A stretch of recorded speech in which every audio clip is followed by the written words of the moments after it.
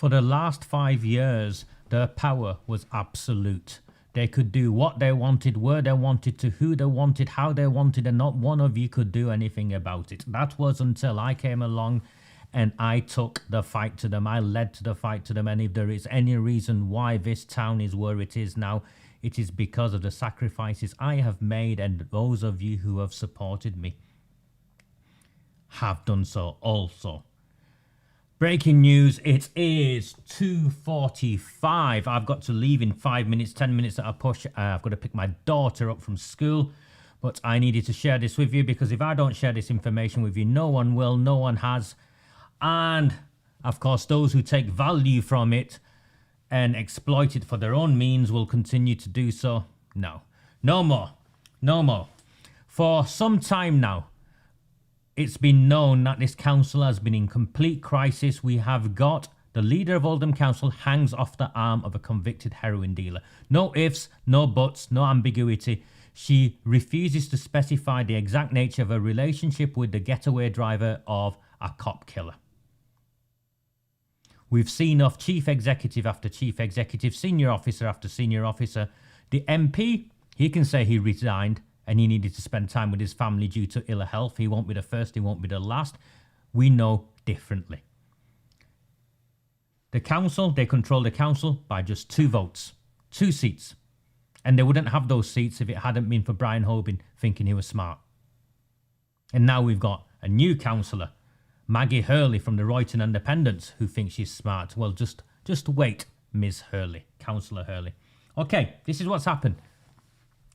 Harry Caffrell, his contract was due for another year, and then unexpectedly he announced his resignation, and Arud Shah got up and thanked him. Remember, at that council meeting, and he wasn't happy. He didn't turn up to the last council meeting. He'd pretty much packed his bags. The leader of Oldham Council, Arud Shah, had put out a video wanting the best to come to Oldham, or whatever it was, to become the new chief executive. Well, guess what? As a direct consequence of our campaigning, there is no one out there that wants to come to Oldham of any caliber who will, well, this will become the graveyard for their career. Yeah, this is where they come, and their careers will die. And their careers will die because of not just who they work for, but what it is those they work for ask them to be done. Alexander, what's his name? Bogatov, interim deputy borough solicitor. Bring it on, Bogatov. We will see you. This town will see you in whichever court you want, Bogatov. Arud Shah has comprehensively failed to recruit a chief executive. No one in this country wants to come and work for Oldham Council. No one in this country wants to work for Oldham Council, and in desperation, what she has done is gone on her hands and knees, crawling back to dirty Harry Caffrell. And do you know what he's done? He's renegotiated his contract. And more news will come, because they can't keep it from me, because I have my sources and I will get to the news. More news will emerge, but from what I can make out so far, Harry Caffrell has agreed to come back to Oldham for a further 2 years, working on a part-time basis. For more money. I reckon for more money. So, having failed to recruit a new chief executive, because no one in their right mind wants to come to this rape gang protecting hellhole, that when the lid comes off, everyone who's anywhere near it, their careers will be ruined. No one wants the job, do they? No one of the required caliber wants to work for the mobster-affiliated Arud Shah and her rape gang protecting council.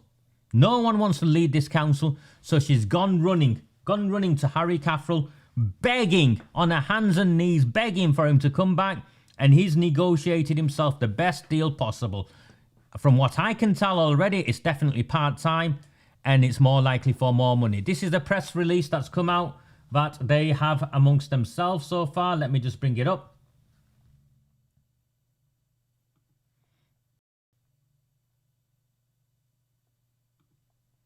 There you go. As you know, over the last few months, we have been undergoing a recruitment process for Oldham's next chief executive. While we did have a good field of candidates, we felt the level of experience didn't meet the level of our aspirations and ambitions. That means they failed to recruit. They have failed to recruit. As a result, appointment committee, it's not the appointment committee, just appointment committee, have this morning decided to halt the recruitment process at this stage and seek an alternative approach. That alternative approach is going begging on their hands and knees back to Dirty Harry. Happily, I have had discussions with Harry and he has been delighted to agree to continue to lead the organisation as chief executive with some changes to his working arrangements. I think it's essential that councillors now demand to know what the changes to his working arrangements are and what his salary is. I think it is essential that opposition councillors now do that.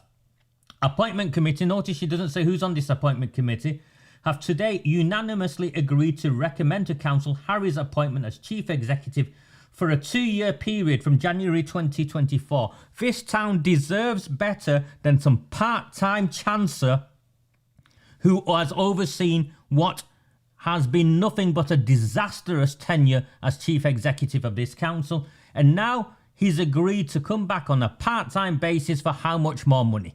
You deserve to know. You deserve to know.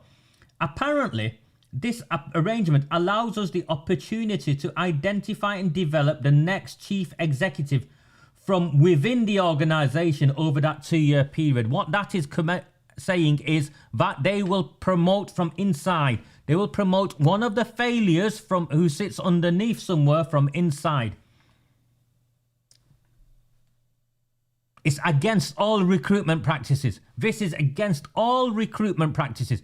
Oh, we brought someone back part-time whilst we grow our own from inside. What happens to the town in the meantime? And what happens if that person in 2 years' time isn't good enough? Your money, people. Your money, people. Harry has been asked to consider how best to do this over the coming weeks in anticipation of a council decision on both his appointment and any further arrangements on the 1st of November. My information is that they wanted to give this job to Saeed Osman. They wanted to give this job to Saeed Osman, and apparently somehow I was involved in preventing Saeed Osman from getting the job. They claimed I would object because he's a Muslim. Why would I object because he's a Muslim? I couldn't care if someone's Jewish, Christian, a combination of whatever, or wears a Jedi cloak with a lightsaber, as long as they were good enough. But it's clear no one good enough wants to come and work for Arud Shah. No one good enough wants to come and work for a town where the leader hangs off the arm of a convicted heroin dealer, where the former mayor can't recall what his relationship was with the ringleader of the Rochdale grooming gang, and where this town continues to cover up the grooming and gang rape of its children.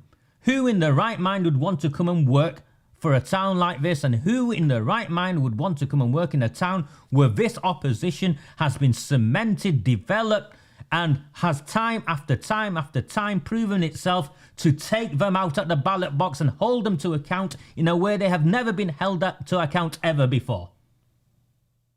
Part-time money, absolutely disgusting. Absolutely disgusting. I know you will join me in being delighted that Harry has agreed to stay and oversee the delivery of the fantastic plans he had put in place. I want, if any of you opposition councillors have got a spine, you will issue statements making sure that you're raising your concern as to what's going on. I don't care how high you are, how low you are. If you do not voice your opposition to what is being taking place, or at the very least your concern, you are of no good to any of us. You are just as bad as the rape gang protectors.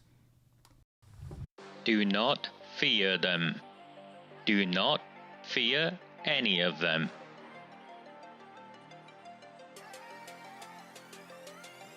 On the 20th of November 2003, James Ignatius O'Rourke McMahon was elected councillor for the Failsworth East Ward of Oldham. Deeply ambitious, he ruthlessly rose to power, and by 2011 he was already leader of the council. In 2015, exploiting a Labour Party loophole, he became MP for Oldham West and Royton. If only the people of the town knew then what they now know.